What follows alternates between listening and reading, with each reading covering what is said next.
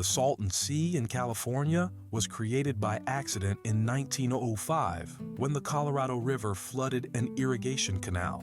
It became a booming resort area by the 1950s, attracting celebrities and water skiers to its sunny beaches and modern marinas. But the lake had no natural drainage, and runoff from nearby farms caused massive fish die-offs and a sharp rise in salinity. By the 1980s, the resorts were abandoned, and ghostly beach towns like Bombay Beach were left behind.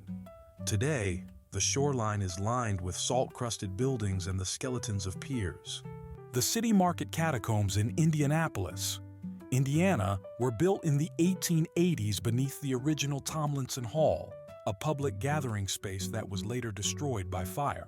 The catacombs are made of brick and limestone and stretch over 20,000 square feet beneath the city. Today, they remain intact and can be visited on guided tours. What's down there are not skeletons, but old stone archways and hidden tunnels used to transport meat and produce in the early 20th century. The remains of the original Hall's foundation still support the market above. The amusement park of Chippewa Lake in Ohio opened in 1878 and became a beloved summer getaway with roller coasters, boat rides, a ballroom, and picnic grounds. It ran for over 100 years before quietly closing in 1978 due to competition and declining attendance. For decades, the rusted remains of the Ferris wheel, wild mouse coaster, and carousel sat hidden among trees and vines. Nature completely overtook the park until demolition began in the late 2010s. Sloth Furnaces in Birmingham, Alabama, opened in 1882 and produced pig iron for almost 90 years. It was an important part of Birmingham's rise as an industrial city and employed thousands of workers, many of whom faced dangerous and grueling conditions. The plant closed in 1971 and was later designated a National Historic Landmark. Today, the towering smokestacks and rusted blast furnaces have been preserved as a museum and event venue. Some say the site is haunted by workers who died there, stories that helped make it one of the most visited haunted sites in the South.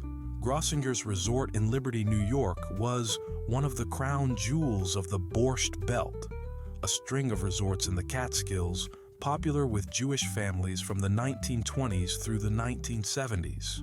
It had an Olympic-sized pool, golf course, ice rink, and even a landing strip for private planes.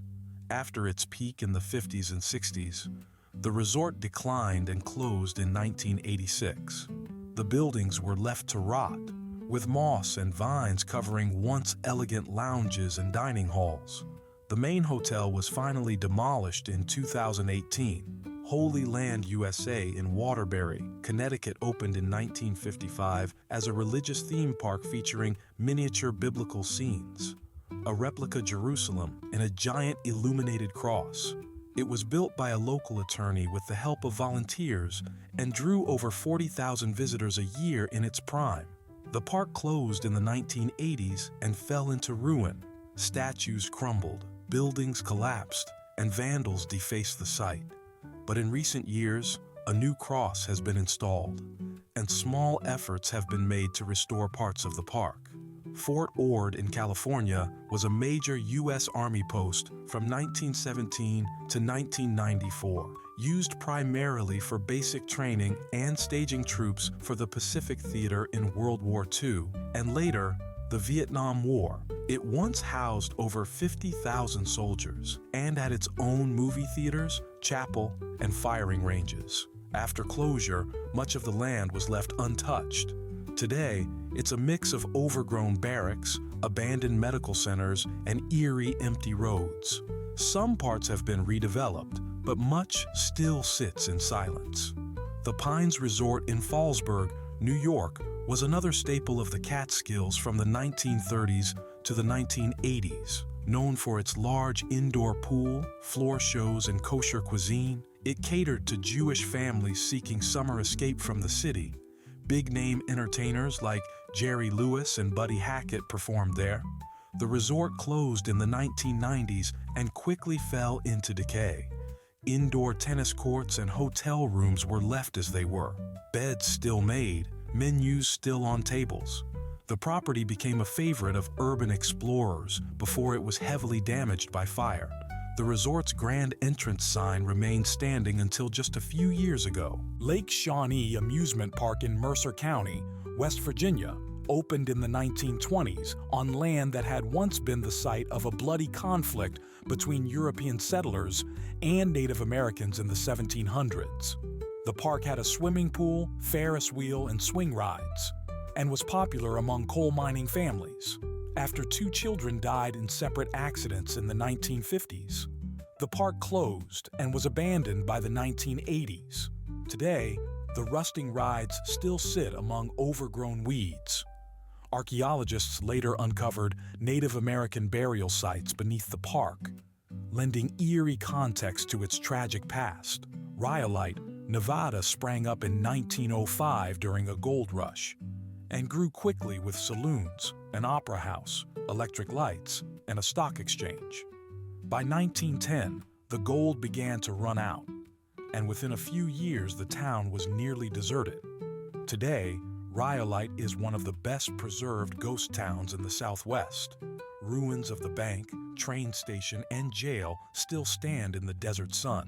It also features an outdoor art installation of ghostly white human figures, placed there in the 1980s by Belgian artists. The Baker Hotel in Mineral Wells, Texas, opened in 1929 and catered to Hollywood stars, gangsters, and wealthy travelers seeking the healing waters of the area's mineral springs. It had 14 floors, 450 rooms, a ballroom, and even air conditioning. Unusual for the time, it closed in 1972 and sat abandoned for decades, though many of its chandeliers, tile floors, and furnishings remained intact. Restoration finally began in 2019, with plans to reopen as a luxury hotel. Bonnie and Clyde are rumored to have stayed there, and ghost sightings have been reported ever since. Western State Hospital in Bolivar, Tennessee, opened in 1889 as the Western Hospital for the Insane. It was part of a wave of asylums built during that era based on the moral treatment philosophy, offering gardens, sunlight, and fresh air. Over time, the hospital became overcrowded and underfunded. Several buildings were abandoned outright, and today, parts of the original campus sit empty, their hallways echoing with silence. The hospital still functions in a modern facility nearby, but the older Victorian-era structures remain fenced off. The Packard Automotive plant in Detroit, Michigan, opened in 1903 and was one of the most advanced auto factories in the world at the time. It sprawled over 40 acres and produced luxury Packard automobiles, known for their craftsmanship and style. After closing in the late 1950s, the massive factory fell into decay. It became a symbol of Detroit's industrial decline, graffiti-covered, looted, and falling apart. In recent years, parts of the plant have been demolished, and others are under redevelopment, but much of it still stands. City Methodist Church in Gary, Indiana, opened in 1926 and was once the largest Methodist church in the Midwest.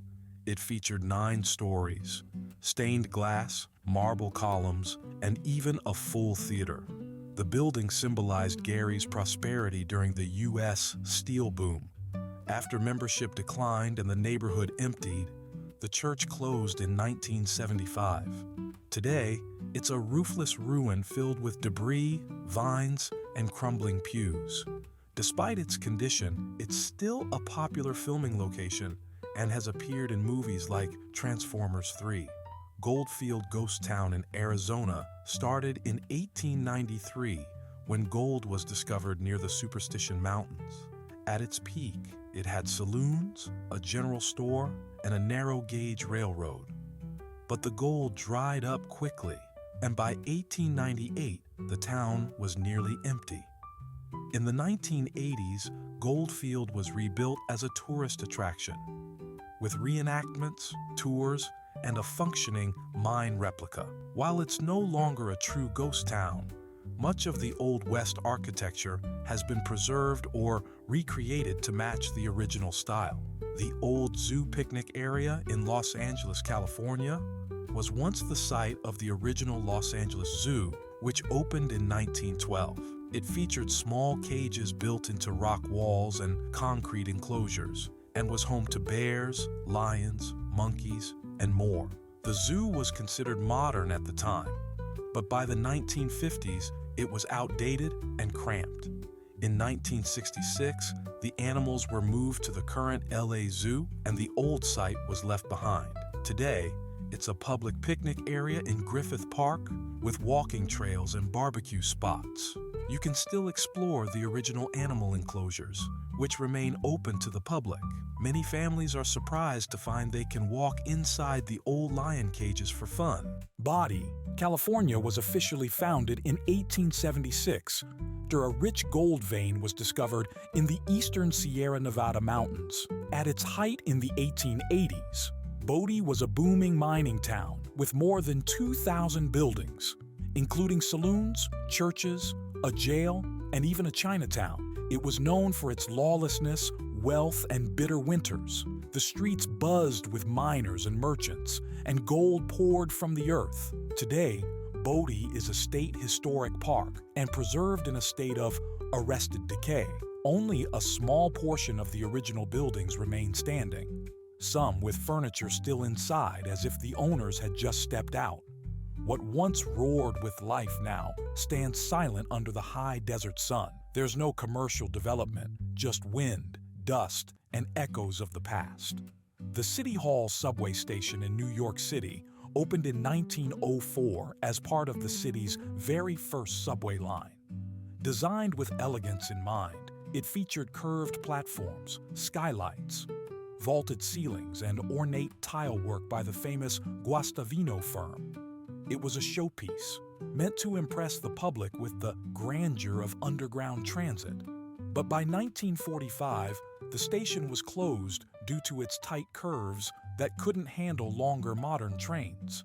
It sat untouched for decades, gathering dust under City Hall.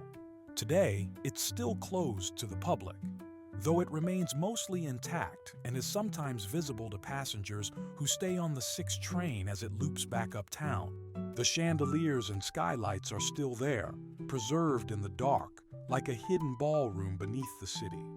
Cement Land in St. Louis, Missouri began as an accidental art project by Bob Casilli, the same sculptor who created the City Museum. He purchased the land from a cement factory in the early 2000s and began transforming it into a whimsical concrete playground with tunnels, towers, and slides, all built from industrial leftovers. Construction stopped in 2011 after Casilli died on site in a bulldozer accident, which investigators later suggested might not have been accidental. Today, Cementland sits abandoned and unfinished, surrounded by fences and legal disputes. Weeds have overtaken the concrete art pieces, and rust stains run down once bright surfaces. It's no longer accessible, and yet from above, you can still see parts of Casilli's wild vision rising from the ground.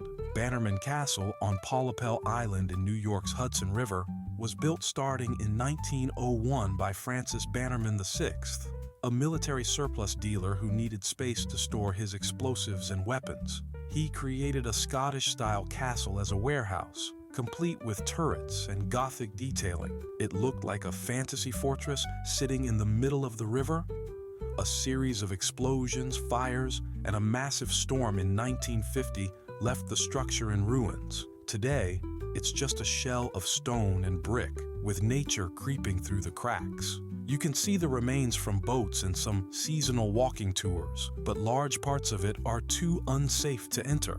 Oldtown Mall in Baltimore, Maryland was once a thriving commercial strip in the 1960s and 70s, with department stores, theaters, and eateries stretching along a pedestrian-only boulevard. The area was meant to revitalize East Baltimore and attract suburban shoppers back into the city. But over time, economic decline, suburban flight, and lack of investment took their toll. By the 1990s, most businesses were shuttered. Today, the wide brick walkways are overgrown with weeds, and glass storefronts sit broken and empty. The Kennecot Mines in Alaska were established in 1911 and became one of the richest copper mines in the world. It was a fully operational company town with a hospital, school, stores, and electricity. A rarity in the Alaskan wilderness at the time. Workers extracted over $200 million worth of copper before operations ceased in 1938. Today, the wooden buildings are faded and leaning high in the Wrangell St. Elias Mountains. The massive red mill building still dominates the landscape, and tourists can walk through parts of the site in summer. Because of its remote location, most of the original structures were never dismantled, making it one of the best preserved ghost mining towns in America. Igloo City in Cantwell, Alaska began in the 1970s as an ambitious hotel shaped like a giant 4-story concrete igloo. It was built along the park's highway and meant to serve tourists heading to Denali National Park. Despite its eye-catching exterior, it was never completed due to building code violations and lack of funding. Today, the giant igloo still stands alone in the tundra, unfinished and vandalized, with boarded windows and graffiti. Yet it remains a roadside curiosity, drawing thousands of photographers and passersby each year. The Orpheum Theater in New Bedford, Massachusetts, opened in 1912 and was part of the national Orpheum vaudeville circuit. It later transitioned into a movie theater and community meeting space. Designed in a Beaux-Arts style, the interior had elegant balconies, gold trim, and velvet seats. After closing in 1959, the theater was partially used for storage and a supermarket, but the grand auditorium was left untouched. Today, the ceiling is collapsing, the stage is crumbling, but some of the original gold accents and murals are still visible under the dust. Kahaba, Alabama was established in 1819 as the first state capital of Alabama, located at the junction of the Alabama and Kahaba rivers. It was once a bustling river town with mansions, churches, and a grand capitol building, but repeated flooding and a shift in politics caused the town to be abandoned by the 1880s.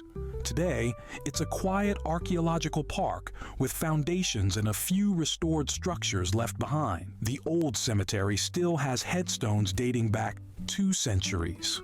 Trees now grow through the old roadbeds, and tour signs mark where major buildings once stood. Centralia, Pennsylvania, was founded in the 1850s as a coal mining town. At its peak, it had over 1,000 residents, 5 hotels, 7 churches, and a busy downtown. But in 1962, a fire ignited in an abandoned coal seam beneath the town and has been burning underground ever since. Over the decades, the fire created sinkholes, toxic gases, and unstable ground. Residents were slowly evacuated and buildings demolished. Today, fewer than 5 people live there, and most of the town has been erased. A cracked and graffiti-covered stretch of Route 61 is all that visibly remains. They say the underground fire could continue burning for another 250 years. Michigan Central Station in Detroit. Michigan opened in 1913 as the tallest rail station in the world, with vaulted ceilings, marble columns, and 18 stories of office space above the waiting room. It served as a grand gateway to the city, especially during World War II, when thousands of soldiers passed through on their way to war. The station closed in 1988, leaving behind a shell of what once was Detroit's proudest structure. Windows were shattered, vines crept through cracks, and vandals stripped away anything of value. But in a rare twist, Ford Motor Company purchased it in 2018 and has been restoring it ever since. The building is now being transformed into a tech campus, set to reopen with restaurants, retail, and offices. There may be hope for the other abandoned places yet. Eastern State Penitentiary in Philadelphia, Pennsylvania was built in 1829 and revolutionized prison design with its radial plan of cell blocks stretching out from a central hub. It housed notorious criminals like Al Capone and Willie Sutton, and emphasized solitary confinement as rehabilitation. Capone's cell was said to be furnished with rugs, a cabinet radio, and artwork, while the rest of the prison remained stark and bare. Closed in 1971, the massive stone walls still loom over the city, and the inside is mostly untouched. Rusted cell doors, peeling paint, and collapsing walls. It reopened as a museum in the 1990s and now offers tours, including night visits. The Ohio State Reformatory in Mansfield, Ohio opened in 1896 as a Victorian Gothic prison intended to reform young, first-time offenders with religious instruction and hard work. Its grand entrance and castle-like appearance made it one of the most striking prisons in America. It closed in 1990 after decades of overcrowding and decay. Today, it's open for historical tours and ghost hunts. It's also famous as the filming location for The Shawshank Redemption in 1994.